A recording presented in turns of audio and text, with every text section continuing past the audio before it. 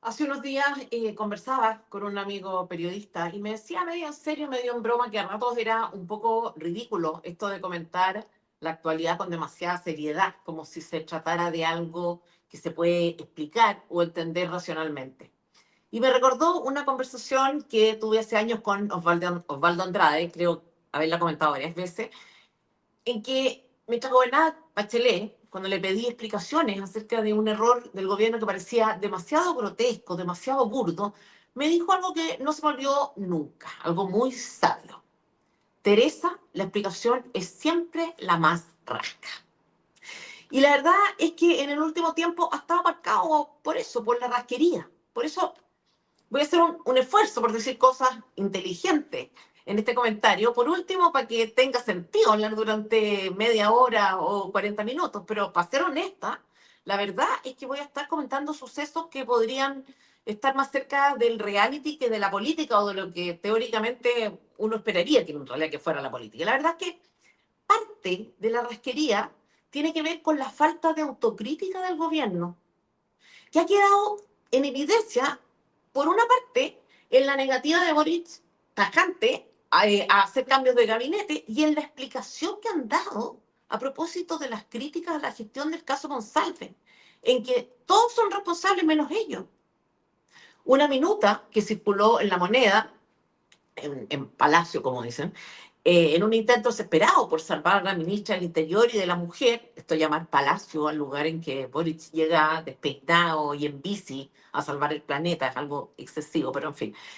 El gran estratega del segundo piso, la activación del nacional feminismo, las declaraciones sonzas de mujeres pseudo empoderadas, una violación, pero que no se produjo en la cárcel con reos de alta peligrosidad, sino aparentemente en el núcleo más duro del poder. Todo eso en este nuevo resumen semanal. Paciencia entonces con lo que viene, que es una teleserie de mal gusto.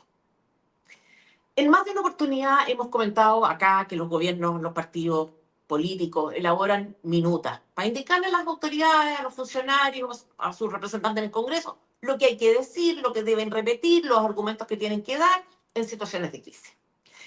Esto, que evidentemente no se hizo cuando se destapó el caso Monsalve, es lo que explica quizá la serie de contradicciones que todavía no se han aclarado. Vamos a hablar de ellas en esta columna. Lo cierto es que esta semana llegó una minuta. Y la pregunta que me hago es, ¿cuál habrá sido la cara que pusieron sus destinatarios cuando la leyeron? ¿Les habrá dado vergüenza ajena? ¿Habrán pensado cómo repetir la idea que se proponía sin verse ridículo? ¿O quizá les pareció astuta? Los invito a sacar ustedes sus propias conclusiones. ¿Qué decía este documento? ¿Cuál era o es en realidad su propósito? El objetivo que tenía es en realidad obvio. Era básicamente se trataba de defender a dos ministras, la de Interior, toda la del Ministerio de la Mujer, Orellana, a propósito de su desempeño en el caso Monsalve, en parte para evitar cambios de gabinete forzados, pero también para invertir el peso de la prueba, por decir así, para transformar una denuncia por violación contra un alto funcionario de la moneda en una acusación de machismo contra la oposición. O sea, la idea era como salir un poco del banquillo de los acusados y hacer pasar a la derecha, a la oposición en general, para que ahora ella se viera obligada a dar explicaciones. Pero antes de comentar el contenido de la minuta, permítanme mostrarles un poco cómo se implementan este tipo de estrategias. Primero surge una filtración. En este caso, alguien que estuvo en el Consejo de Gabinete del día lunes se va de tarro, como decimos los chilenos, y cuenta que Boric en esa reunión dijo lo que sigue. Me parece injusto que por lo que hizo un hombre se pretenda sancionar a dos mujeres. No las voy a cambiar. Esto es ya un poco ridículo. O sea, comprenderán ustedes que los asistentes a esa reunión son todos ministros. O sea, sería raro que alguno diera a conocer algo que el propio presidente no quisiera hacer público. De modo que es altamente probable que esto que se filtró eh, haya, haya sido en el fondo el puntapié inicial para el despliegue de la estrategia comunicacional que estamos comentando. Entonces, defender a dos ministras. ¿Y con qué argumento? Que están siendo cuestionadas por ser mujeres, que las críticas de que son objeto tienen su causa en el machismo, que se las está sancionando a ellas por la conducta de un hombre. Uno podría pensar que esto es verdad hasta cierto punto, si es que el hombre en cuestión es Gabriel Boric, que en definitiva es el principal responsable de lo que se hizo o dejó de hacer cuando la denuncia contra Monsalve fue conocida. Pero no, la idea de la minuta no era esa. La idea de fondo era que ellas estaban pagando más costos políticos que el eventual violador, que se le estaba pasando la cuenta, porque claro, ellas son mujeres y el posible criminal no. Insólito el argumento, la verdad, rebuscado. Pero lo enunció Boric, lo repitió Toa, Elizalde, Vallejo, Cariola, Orellana. Y por si caben dudas acerca de la existencia de este documento, les pido que revisen el punto de prensa que hizo Vallejo en la que se refirió a este asunto, porque cuando es consultada por un periodista sobre el caso Monsalve, el ministro de Economía, Nicolás Grau, le entrega la minuta a la vocera, asumo que como ayuda a memoria, para que respondiera lo correcto, y empieza a titubear incluso para leer el comunicado. Entonces, todos cuadrados con el relato, incluso usaron términos parecidos, Cariola y Orellana, por ejemplo, usaron las dos la expresión es curioso que se apunte contra dos mujeres. En fin, súper curioso, francamente extraño que a propósito del caso sea examinada la conducta de todas, que fue, primero, la primera persona del Ejecutivo que tuvo noticias de la denuncia de violación, todos sabemos. Segundo, la ministra que recibió esa información directamente de parte del director de la PDI. Tercero, la que informó al presidente. Cuarto, la que advirtió a Monsalve, subordinado directo suyo, sobre el allanamiento que se haría en el hotel en que se alojara. Entonces, no sé si los hechos dan para calificar de antojadizos los cuestionamientos que ha recibido, pero sigamos. Cuando un grupo de mujeres señala en, carta de apoyo, en, la carta de apoyo, en una carta de apoyo a Toa, que la derecha ha querido, leo textual, arrastrar, enlodar a Toa, vinculándole indirectamente a este dramático caso de violencia sexual, con ataques permanentes que revelan un oportunismo político pocas veces visto, uno se pregunta si siquiera se cree en esto. Que la ministra ha sido arrastrada, llevada a un lugar donde nunca estuvo. Es insólito. La ministra de la Mujer, dicen, es otra víctima.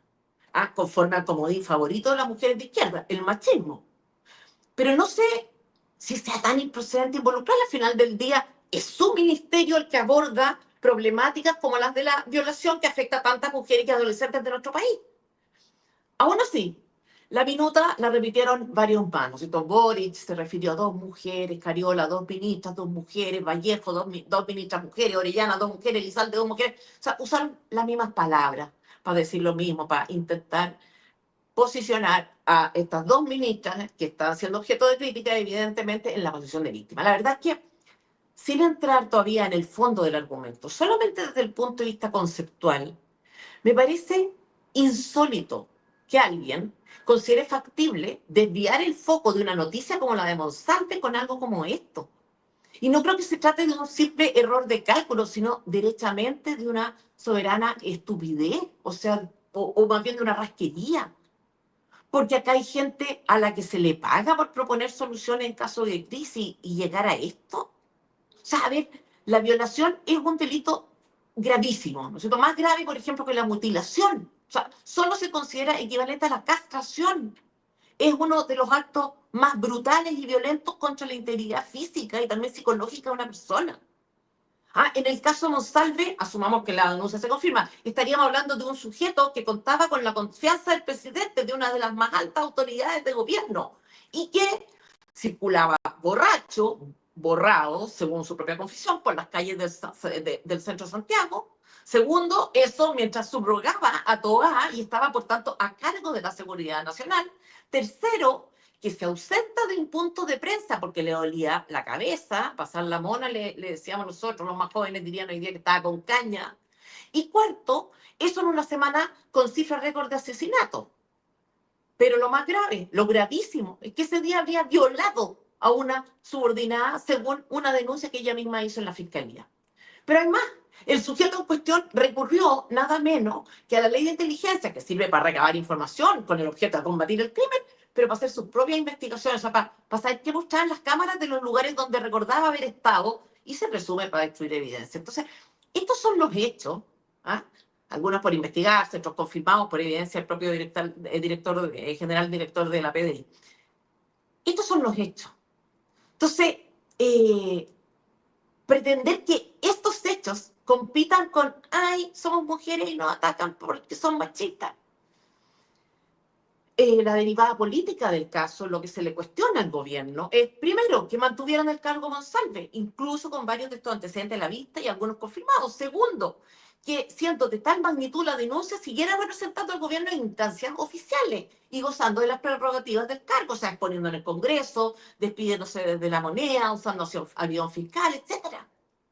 Dicho eso, ¿en qué planeta una trama como esa puede competir con un par de ministras sufriendo violencia machista? ¿Ah? Esto es como que en un caso de tsunami que ha destruido edificios y ha acabado con la vida de personas, alguien estuviera comentando la caída de un árbol. ¿Ah? Más allá de cualquier cosa de fondo, esta estrategia es de una estupidez inusitada. Y bueno, todos tenemos ideas estúpidas a rato. Lo que preocupa, por tanto, no es que una idea estúpida circulara por los pasillos de la moneda, sino que tanto la buena. Pero hay una perversión en todo esto. Fíjense ustedes, el gobierno podría haber denunciado un eventual aprovechamiento político por parte de la oposición. Es un cliché inofensivo, aunque ridículo. Obviamente, si hay dos grupos que compiten por el poder, uno intentará sacar partido de los errores del otro, y eso no entraña necesariamente malicia. ¿Ah? Está dentro de lo esperado, y el único límite está dado por la verdad. O sea, si no hay engaño o tergiversación, si no hay mala fe, aprovechar las equivocaciones del adversario es parte del juego. En fin, nadie podría sorprenderse de que el gobierno hubiera seguido esta línea de defensa, ¿ah? Con bastante personalidad, pero la tienen. Podrían haber también hecho un llamado a centrarse en el victimario y la víctima, no en lo accesorio, en fin, son cosas que hacen, dicen los políticos. Pero esto fue mucho más allá, porque desplazar la atención de un hecho gravísimo con una víctima perfectamente identificable y responsabilidades políticas imposibles de eludir, tanto por el nombramiento de Monsalve como por la reacción ante la denuncia, desplazar la atención, como decíamos, y reclamar para sí mismas la condición de víctima, es sobrepasar el límite de lo tolerable. Porque mientras un par de ministras obtienen la credencial de víctimas, ¿no es cierto?, por la vía de un privilegio, otras se lo ganan con una violación.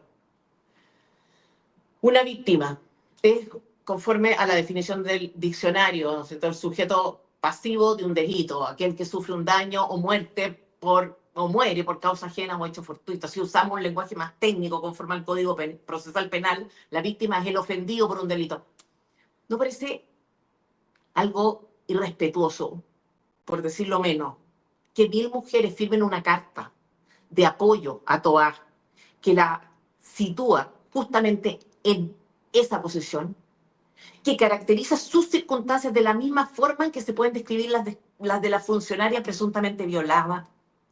Nos referimos a un documento en que destacan como firmantes Antonia Segers, Luz Croxato, Marcela Serrano, Patricia Politzer, Javiera Díaz de Valdés, Marcia, en fin, muchas. El progrerío mediático del espectáculo, del arte, de las culturas, etcétera. Entonces, yo les pido que me permitan leer un párrafo de esta carta porque ilustra perfectamente el punto. Dice, al promover, dice la señora, el escarnio público sin fundamento contra la ministra Toá, estamos ante un claro ejemplo de violencia política en su contra, que deja en segundo plano el tema de fondo, que es la violencia contra una mujer agredida sexualmente. Atención con esto. En primer término, aparece como una defensa de Toá, como también de la mujer posiblemente agredida, pero es algo distinto. Fíjense que en una sola oración utilizan 2 veces la palabra violencia. Toa sufre violencia política, la denunciante violencia sexual. Entonces, se trata realmente de un reconocimiento, más bien de una equiparación. ¿Qué clase de tergiversación es esta?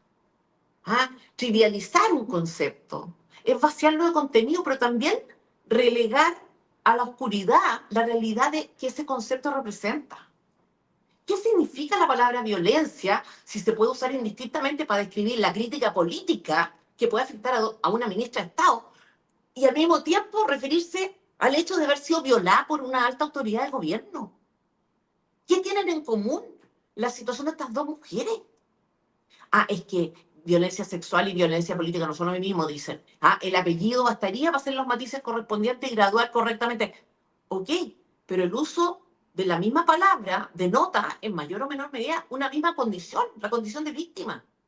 Y más todavía cuando se usa en un mismo contexto. Por ejemplo, podemos decir que ciertas actitudes que no entrañan necesariamente el uso de fuerza son violentas. ¿Ah? Se trata de una analogía. Por ejemplo, podemos afirmar que alguien sufrió, fue víctima de insultos. Y todos entendemos que aquí, que de ahí no se infiere que estemos haciendo una equivalencia entre ser insultado y recibir una golpiza, por ejemplo. Pero cuando lo literal se usa en el mismo contexto que lo analógico, lo que subyace es una equivalencia.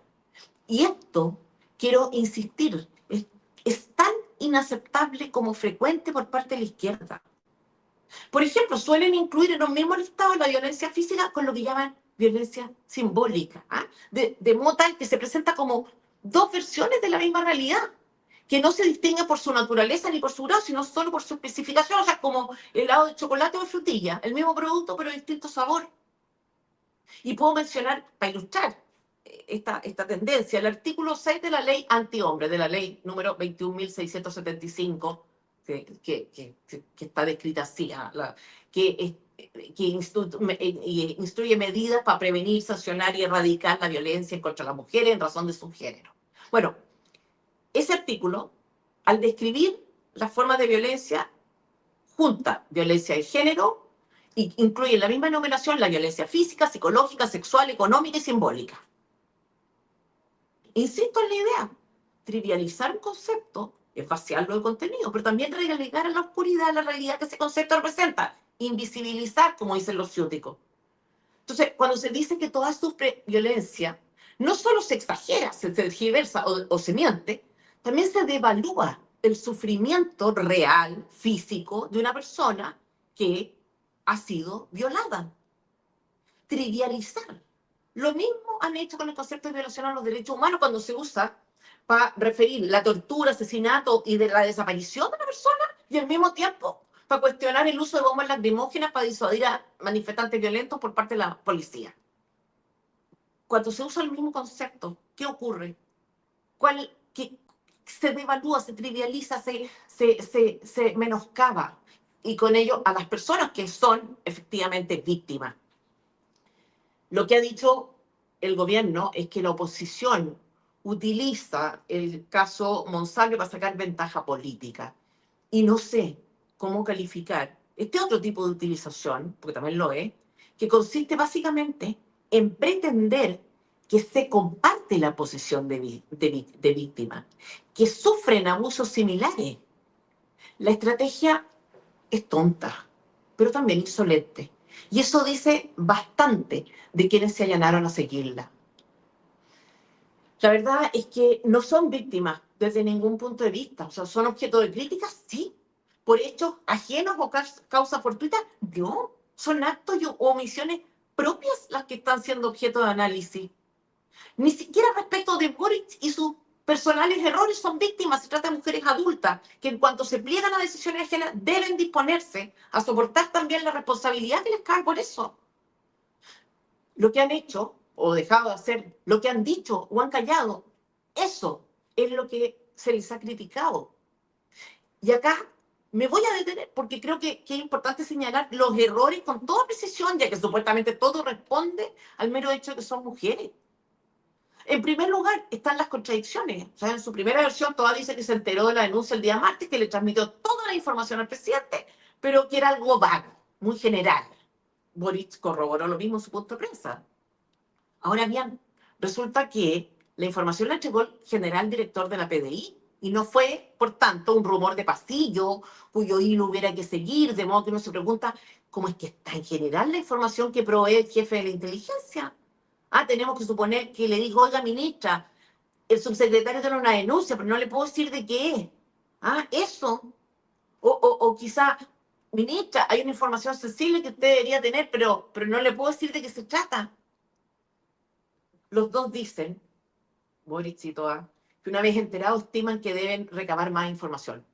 Ok, pero resulta que la fuente de información que tuvo Toa es evidentemente la fuente principal en lo que a la denuncia se refiere, en lo que a información se refiere. ¿Qué cosa podían hacer ellos que pudiera ir más allá de la propia PDI?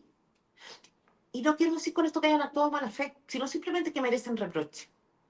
Boric admite también haber sido informado por el propio Monsalve de que había revisado las cámaras del hotel. El presidente da a entender que supuso que la revisión en cuestión la había hecho el subsecretario como cualquier hijo vecino. De hecho, cuando en el punto de presa le preguntan por la eventual participación de funcionarios de la PDI en esta revisión de cámara, Boric dice que no sabe y que si fuera así sería gravísimo. Personalmente le creo, pero resulta que después nos enteramos, por la misma Toa, que ella estaba al tanto, a propósito de la conversación con Serna, de que el ex subsecretario había utilizado la ley de inteligencia para seguir la ruta de su borrachera. Entonces, ¿qué? ¿No se lo dijo a Boric? ¿O se lo dijo y él mintió? ¿O en realidad ella tampoco lo supo y no quiso mostrarse desinformada? No lo sabemos. Pero que pretenda eludir interrogatorios, dado el poder que tiene y el papel que de hecho ha tenido en la gestión de la crisis, es insólito. Más todavía si nadie ha pretendido ni intentado involucrarla en el hecho propiamente tal, sino en su reacción ante el conocimiento del hecho, que es bien distinto. Pero las contradicciones se agudizan. ¿Ah? El gobierno dice que se le pidió la renuncia a Monsalve, pero él, en sus declaraciones, es enfático en asegurar que él renunció, que no le pidieron la renuncia. Orellana señala que no debió utilizar el vehículo fiscal. Cordero dice que era legal. Después está el caso de Antonia Cósmica Orellana, cuando a la ministra de la Mujer le preguntan por el caso, lo que hace, como dice Mochati en uno de sus comentarios, algo así como leer la página web de su cartera. Ah, saca a la burócrata que lleva adentro. Después nos enteramos que fue editorial al presidente, más adelante en un matinal justifica la tardía reacción del gobierno diciendo que González no era un portero. No quiero hacer juicios morales ni de intención, ni siquiera quiero hacer gran cuestión de declaraciones desafortunadas. Pienso que desde el punto de vista humano es posible que haya sido tal el impacto de la desinformación, perdón, de la información que recibieron, que se produjera esta especie de escalabro comunicacional al interior del gobierno. De hecho, yo creo que puede haber acto de esto, pero pretender traspasar la responsabilidad de sus errores a la oposición es como mucho.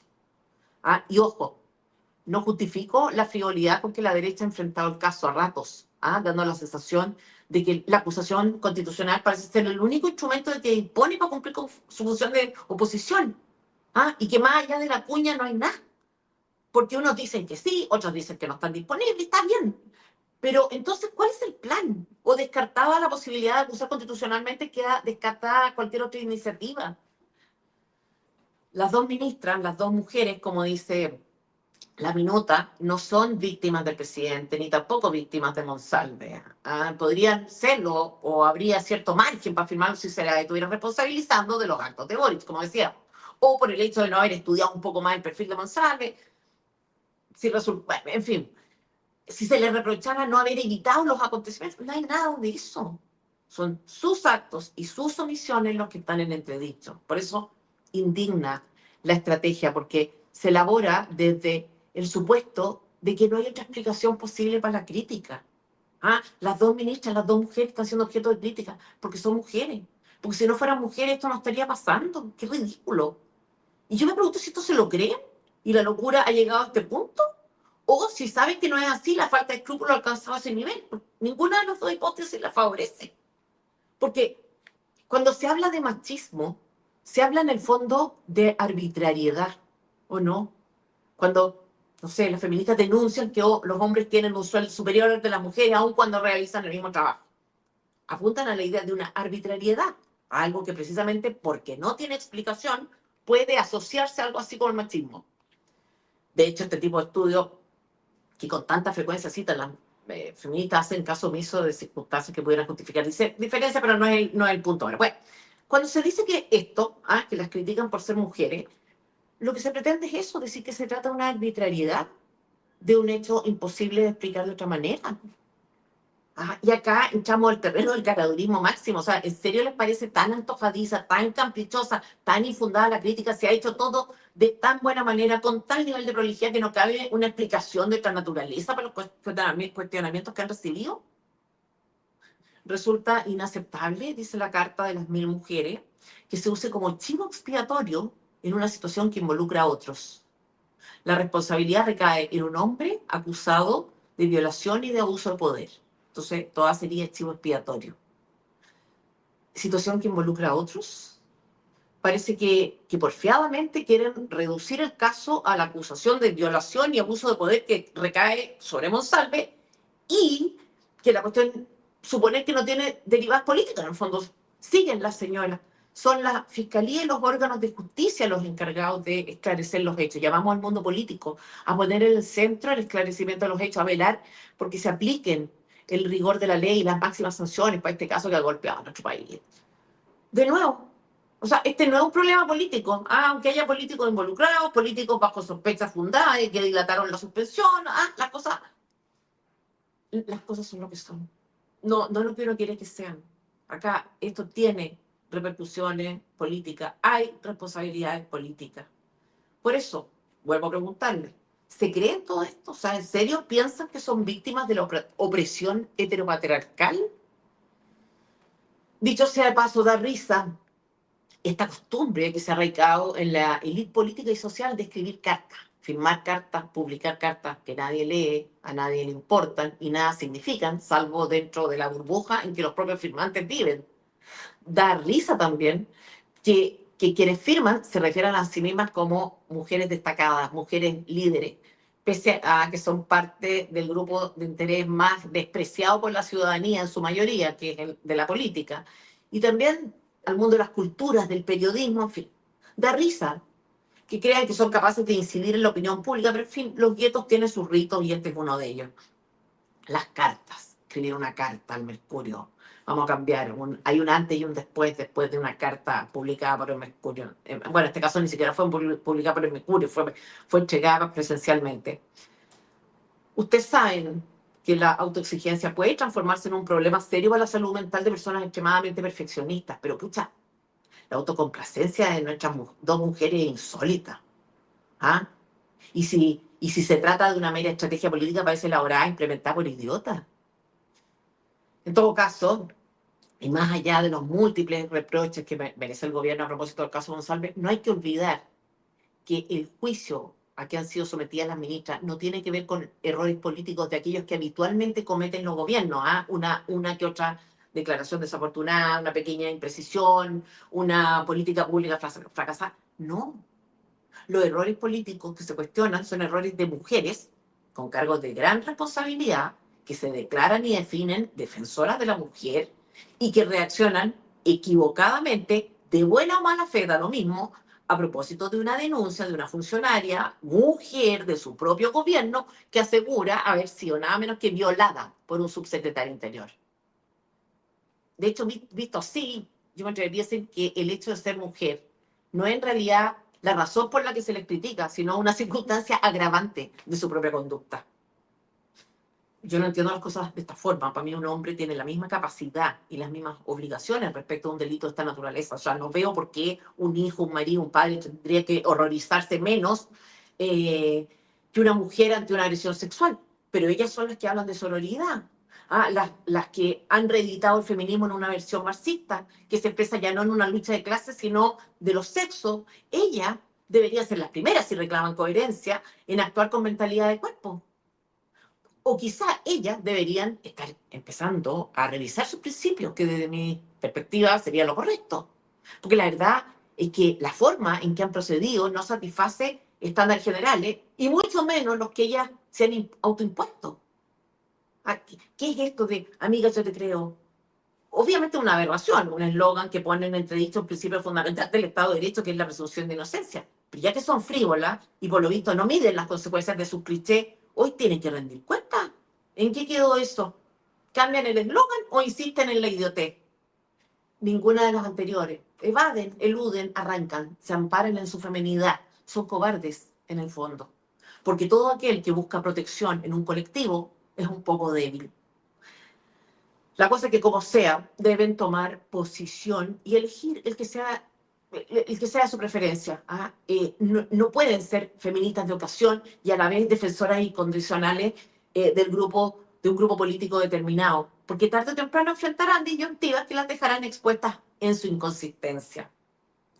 Hace algún tiempo, no sé si ustedes supieron, la periodista argentina Giulia Mengolini, kirchnerista, feminista, etcétera, cuestionó la credibilidad de la denuncia por violencia de género que hizo la ex primera dama argentina, Fabiola Yáñez, contra el expresidente Alberto Fernández. Y dijo lo siguiente: una cosa es la denuncia por violencia, es lo único importante, ojalá se investigue de manera correcta y en profundidad, dijo entonces. Pero por el otro lado, si seguimos viviendo en una república, se presume la inocencia. Fabiola va a tener que probar lo que está diciendo.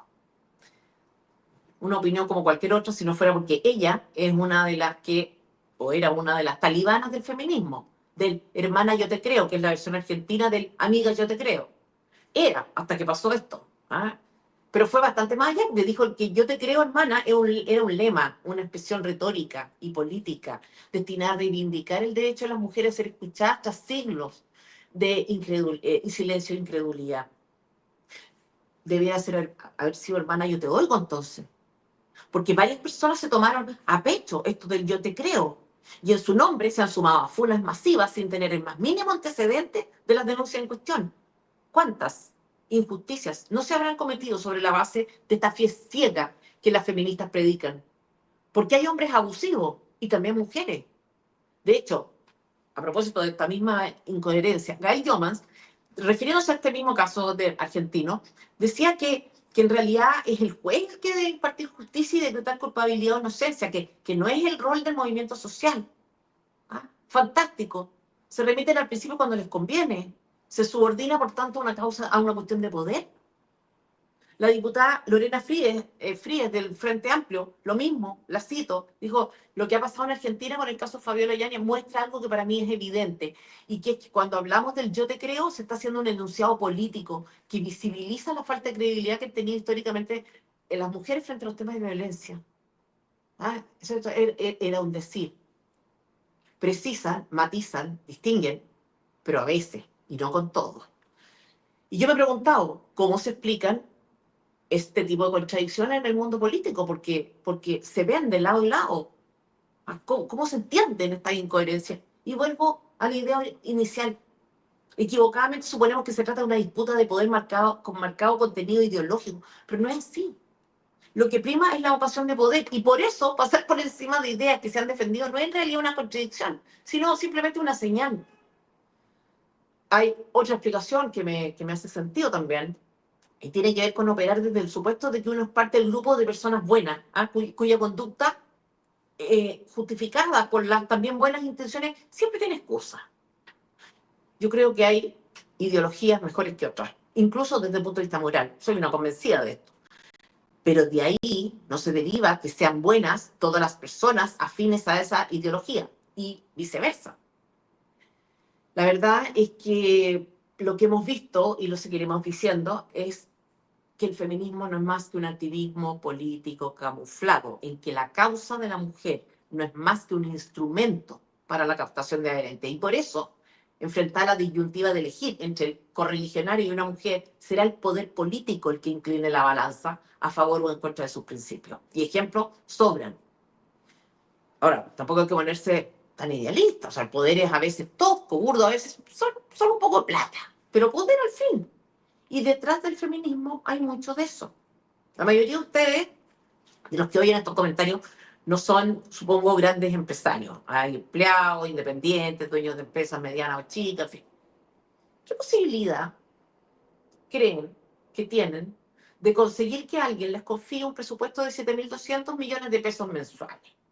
Sin tener ninguna idea brillante, sin haber ahorrado un solo peso, sin haber pedido un crédito, sin haber heredado, sin haber sido un gran alumno, ni el ejecutivo destacado de una empresa importante. ¿Qué posibilidades tienen? Ustedes dirán ninguna. Pero no. Antonia Cósmica Orellana, por ejemplo, administra esa cantidad de plata en el Ministerio de la Mujer. Y me da la impresión, aunque no me consta, que no es parte del selecto grupo que mencionábamos. Hay más. ¿Saben ustedes cuánto gasta ese ministerio en personal? 2.000 millones de pesos al mes también. Uno ve medio chascona, medio en lote la ministra, pero es alto el poder que tiene. ¿Se entiende por qué nos oponemos al aumento del tamaño del Estado? 182 funcionarios dependen directamente de Antonia Cósmica. A mí con suerte me obedece mi hijo, mi marido un poco más, pero tampoco tanto. Pero pobre de ella, la atacan por ser mujer. Es duro lo suyo. ¿Ah? Es complicado. Duele ser mujer, como decía Mike Torsini. El Ministerio de la Mujer tiene adicionalmente 16 programas permanentes, o sea, platas que no van en beneficio de los funcionarios públicos, sino de mujeres o temas relevantes para mujeres. De esos 16 programas, hay 5 que podrían ser útiles para apoyar a una mujer que hubiera sufrido una violación. Esos 5 programas significan un gasto público de otros 2.000 millones de pesos mensuales aproximadamente. Es harta plata y harta responsabilidad, como para que la señora Orellana crea que no está obligada a salir al pizarrón a dar explicaciones. ¿Saben? Entre otras cosas, ¿por qué? Porque hay algo que no se ha dicho. La posible víctima, la denunciante, no fue a hablar con Toa ni con ella. No hizo uso de los cauces definidos por el propio gobierno para dar solución a estos casos, si existen estos protocolos, no sé. No, la funcionaria fue a la fiscalía. A nadie le ha llamado la atención esto. O sea, no debería haberse sentido lo suficientemente segura para dirigirse ella misma a Toa, a Orellana, al propio Boric. ¿No era lo más lógico, lo más natural, en un gobierno empeñado en desarrollar costumbres que considera violentas y que son bastante más veniales que las de una violación? Me carga esta discusión, insisto, sobre acusaciones constitucionales o las peticiones de renuncia, porque en rigor lo que deberían estar exigiendo es la disolución de un ministerio, que se ha demostrado completamente inútil. Entonces, yo esperaría que la derecha no se comportara con esta pequeñez. En todo caso, y para tranquilidad de las ministras victimizadas, de acuerdo a los resultados de la última encuesta para la salud pública académica, un 44% de los entrevistados indica a Boric como el principal responsable de la mala conducción del caso Monsalve. Y solo un 35% de todas. O sea, no es tan malo considerando que ella fue la que gestionó la información, por lo menos. En fin, otra cosa que se produjo en la semana fue la victoria de Donald Trump. A propósito de esa victoria, en Estados Unidos, Daniel Matamala hizo esta semana una editorial en su canal de YouTube en que describió al presidente electo. Voy a leer algunas de las expresiones que usó: un criminal convicto, sujeto que intentó destruir la democracia en su país robando una elección, que asustó a una muchedumbre, asustó a una muchedumbre y alentó para tomarse el Congreso para no entregar el poder. Lo llamó mentiroso serial, aspirante a dictador, que no oculta sus intenciones de gobernar por encima de la ley, fascista. Bueno, básicamente no tiene una buena opinión de Donald Trump, Daniel Matamala. Obviamente, su punto de vista está marcado por el sesgo de izquierda que lo caracteriza, si es que se puede llamar sesgo a una falta de objetividad que colinda con la mentira. Porque uno puede entender muchas de las críticas y la animadversión que despierta el presidente norteamericano. A mí misma, que soy una persona derecha, no me gustan ni su bronceado, ni sus modales, ni su actitud de adolescente desafiante. Tampoco creo que la honestidad sea un rasgo que lo caracterice, está lejos de ser un personaje que me resulte simpático o que me parezca digno de admiración moral. ¿Ya? No espero, por tanto, que Matamala sea objetivo o 100%, menos todavía que sienta admiración por el líder republicano. Pero tiene un deber mínimo de profesionalismo, que pasa por no hacer pasar su propia antipatía como descripción aséptica de hechos. Trump fue presidente de Estados Unidos y, más allá de sus declaraciones grandilocuentes, entregó el poder cuando lo perdió en una elección y gobernó conforme al Estado de Derecho. ¿Ah? Las acusaciones más graves que pesan en su contra, por otra parte, no son peores que las que hay en torno a los demócratas. El problema es que entre los analistas se está haciendo costumbre esto de confundir las palabras con los hechos, las diatribas con la evidencia. Matamala no es de los que defiende como democráticos gobiernos como el de China, Corea del Norte, Venezuela o Nicaragua, pero ninguno de ellos despierta en él una pasión como la que a ratos expresa cuando el político es de derecha. Es más, yo recuerdo que cuando Boric apareció posando y celebrando la imagen de Jaime Guzmán con una bala en la cabeza en una polera que se le regaló, Matamala intentó, sin dejar de criticar a Boric, poner esa actitud del presidente al mismo nivel que una foto en la que apareció Kast con un seguidor suyo que llevaba puesta una polera alusiva a la desaparición de personas. En otras palabras, analogó algo que Boric hizo con algo que a Kast le pasó, sin que tuviera participación alguna en el episodio. Entonces, no me molesta que Matamala critique a Trump, ni que lo haga con pasión, pero sí que llegue al punto de figurar la realidad. Hasta cierto punto, lo mismo hizo Mirna Schindler en un video que circuló solo que en su caso, ya no atacando a Kass, sino que ninguneando al votante, perdón, a Trump, sino que ninguneando al votante de Trump, describiéndolo como una especie de revista estúpido en el fondo, aunque no fueran esas las palabras que utilizara, ¿no? El seguidor de Kass, de un señor que quiere vivir en una casa grande, que habla de temas, pero no muy sofisticados, no sé cuáles son los temas tan sofisticados que habla la señora Mirna, pero bueno. Estamos hablando de periodistas que suelen utilizar expresiones como la extrema derecha, la ultra izquierda, la extrema derecha, la ultraderecha, jamás la ultra izquierda. Jamás se refieren en esos términos, por ejemplo, a comunistas y frente amplistas. O sea, de personas que tienen en gran estima, por lo visto, la moderación o la apariencia de moderación, pero que no hacen ni el más mínimo esfuerzo en comprender el fenómeno que explica el éxito de Trump. Que uno puede disgustarle a un político, puede tener razones fundadas para ello, pero cuando ese político que le disgusta gana, debería intentar al menos una explicación que no pase por el ninguneo desprecio del votante. Porque no deja de ser elocuente que el país de la corrupción, en el país de la corrupción política gane alguien como Donald Trump. Que una nación cuya identidad se ha configurado a partir del fenómeno de la inmigración vote arrolladoramente a favor de alguien comprometido con detenerla. Ah, el manoseado recurso del fascismo, racismo, xenofobia, que la izquierda utiliza para describir cualquier política pública que incomoda su sensibilidad, es una forma cómoda de eludir el deber de entender las cosas si uno aspira a darles explicación, como es el caso de Matamala y Kirchner. Trump ganó en el voto popular. Desde el 2000 que los republicanos no lograban esto. Cuando esta mayoría la tienen los demócratas, la izquierda dice que eso se explica porque representan al pueblo. Pero si ganan la derecha es porque el pueblo es idiota. Trump sacó más votos electorales que Joe Biden en 2020, 318, 306. Logró el control republicano del Senado y está a nada de lograr el control de la Cámara de Representantes. No merecen un poco de crédito a estos electores. No habrá para su decisión una explicación más compleja y menos simplista que cualquiera de los ismos que la izquierda radical usa para los que no piensan como ellos. Los dejo con la pregunta. Soy Tere Marinovich, directora ejecutiva de FNM para FNM.